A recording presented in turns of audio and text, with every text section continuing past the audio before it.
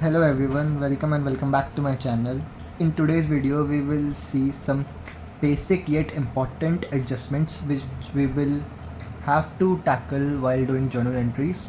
तो आज हम ऐसे 5 एडजस्टमेंट्स के बारे में देखेंगे, उनका मतलब देखेंगे हम कि उनका मतलब क्या होता है और उनकी अकाउंटिंग ट्रीटमेंट क्या होता है उसको समझेंगे. So first one is closing stock. Closing stocks means unsold stocks at the end of accounting period.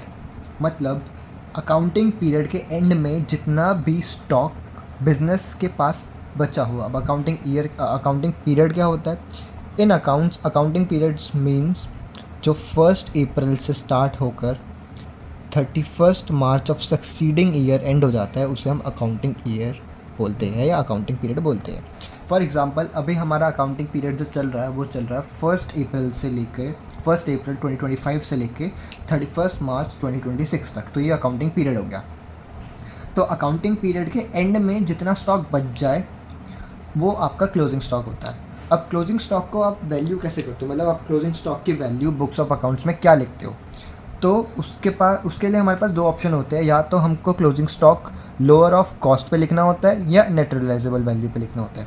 मतलब जितने में हम स्टॉक को ख़रीदा है या तो हम उस पे क्लोजिंग स्टॉक को मेजर करेंगे या फिर हम नेट रियलाइजेबल वैल्यू पे मेजर करेंगे. अब नेट रियलाइजेबल वैल्यू मतलब होता है मार्केट वैल्यू.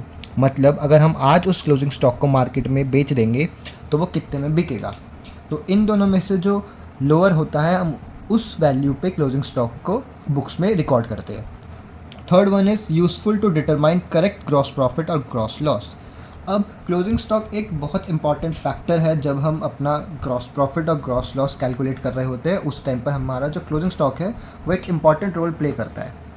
अब थोड़ा सा हम बैकग्राउंड समझते हैं कि क्लोजिंग स्टॉक का ट्रीटमेंट आता कहाँ पर है.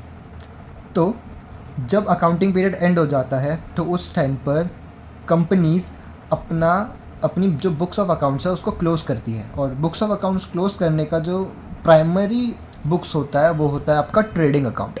अब ट्रेडिंग अकाउंट क्या होता है. ट्रेडिंग अकाउंट हमारा ऐसा अकाउंट है जो हमको हमारे डायरेक्ट एक्सपेंसेस और डायरेक्ट लॉसेस के बीच का रिलेशनशिप बताता है. मतलब बिजनेस में कितने डायरेक्ट एक्सपेंसेस लगे, कितने डायरेक्ट इनकम लगे, उनके बीच का रिलेशन हमारा ट्रेडिंग अकाउंट हमें बताता है. अब ट्रेडिंग अकाउंट के क्रेडिट साइड पे आता है आपका क्लोजिंग स्टॉक. क्यों? क्योंकि ट्रेडिंग अकाउंट आपका एक नॉमिनल नेचर का अकाउंट होता है और नॉमिनल की रूलिंग क्या होती है, debit word comes in, credit word goes out.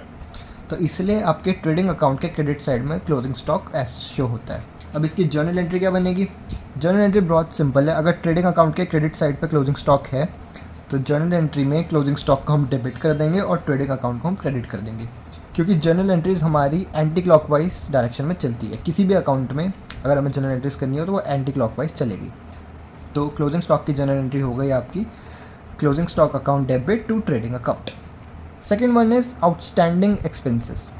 Outstanding expenses that are incurred in current year. मतलब ऐसे खर्चे जो इसी साल हमने खर्च कर दिए हैं, इनकर्ड हो गए हैं, but not been paid till the end of year.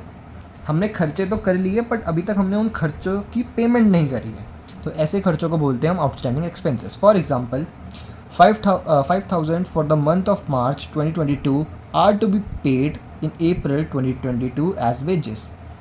मतलब मार्च 2022 का खर्चा आपने अप्रैल 2022 में करा. मतलब मार्च 2022 में आपका अकाउंटिंग पीरियड एंड हो गया होगा और ये न्यू अकाउंटिंग पीरियड आपका स्टार्ट हो गया. मतलब आपने पिछले अकाउंटिंग पीरियड में कुछ खर्चा करा बट आपने उसकी पेमेंट अगले अकाउंटिंग पीरियड में करी. तो ये आपका आउटस्टैंडिंग एक्सपेंसेस हो गया. अब आउटस्टैंडिंग एक्सपेंसेस की जर्नल एंट्री क्या होगी. आउटस्टैंडिंग एक्सपेंस आपने खर्चा कर दिया बट आपने अभी तक पेमेंट नहीं करी. तो अल्टीमेटली कहीं ना कहीं ये कंपनी की लाइबिलिटी हुई कि आपको पेमेंट करना है. तो इस आउटस्टैंडिंग एक्सपेंसेस हमारे क्या हुए, लाइबिलिटीज़ हुई. और जब हमारी लाइबिलिटी इंक्रीज़ होती है तो हम उसे क्रेडिट करते हैं. इसलिए हमने 2 आउटस्टैंडिंग वेजेस को क्रेडिट कर रहा है. क्योंकि हमें यहाँ पे वेजेस दे रखा था एज द एक्सपेंस, इसलिए हमने यहाँ पे वेजेस लिखा है.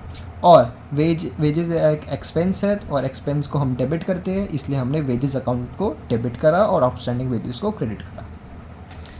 Third one is prepaid expenses paid in advance. मतलब हमने अभी तक खर्चा नहीं करा बट हमने पेमेंट कर दी, वो होता है आपका प्रीपेड एक्सपेंसेस.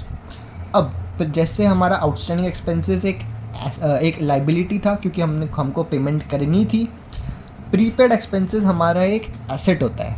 क्यों? क्योंकि हमने ऑलरेडी पेमेंट कर दी है बट अभी तक हमने उसका बेनिफिट अक्रू नहीं करा, इसलिए हम इसको ऐसा एसेट मानते हैं और एसेट साइड लिखते हैं। तो अगर ये एसेट है और एसेट इंक्रीज़ हो रहा है तो डेबिट होगा, यानी prepaid expense account debit to expense. ठीक है। अब fourth one is accrued income और income earned but not received. अब ये तो नाम से ही पता चल रहा है, income earned but not receive, यानी कि आपने इनकम अर्न तो कर ली बट अभी तक रिसीव नहीं करी है। Income earned but has not become due या रिसीव्ड। तो अगर मैंने कुछ इनकम अर्न कर ली बट अभी तक रिसीव नहीं करी तो अल्टीमेटली कहीं ना कहीं मेरी वो एसेट ही हुआ, क्योंकि मेरे को बेनिफिट तो मिलेगा ना उससे। इसीलिए हमारा अक्रूड इनकम और या फिर income earned but not receive भी हमारा असेट होता है, और असेट है तो इसको हम डेबिट करेंगे, accrued income account debit to relevant income account. ठीक है।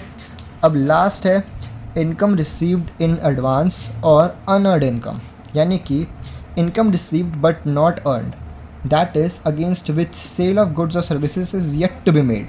मतलब हमको इनकम तो मिल गई है बट अभी तक हमने उसके बदले कुछ दिया नहीं है, मतलब हमने इनकम ले ली, हमने पैसे ले लिए बट अभी तक हमने सेल ही नहीं करी। तो ये हमारी लाइबिलिटी हुई। हमारी लाइबिलिटी क्या है कि हमको पेमेंट के बिहाफ पे जो गुड्स डिलीवर करने थे वो अभी तक हमने नहीं करे, इसलिए हम इसको एज अ लाइबिलिटी ट्रीट करेंगे अभी बुक्स में।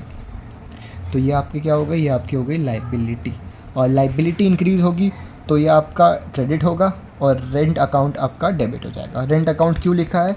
क्योंकि इसमें कोई भी रेलिवेंट आपका एक्सपेंस आ सकता है जो आपको देना बाकी हो। रेंट रिसीव इसलिए लिखा है क्योंकि ये एक्सपेंस है और ये एक्सपेंस अभी देना बचा है, इसीलिए ये लिखा है। सो इस वीडियो में हमने 5 बेसिक अकाउंटिंग एडजस्टमेंट्स के बारे में बात किया, जो कि आपको जब आप जर्नल एंट्री को फुल फ्लेज क्वेश्चन करोगे तो उसके अंदर आपको दिखेगी, और आपको इसका ट्रीटमेंट कैसे करना है वो मैंने आपको बता दिया with journal entries. So that's it for today. I hope you like it.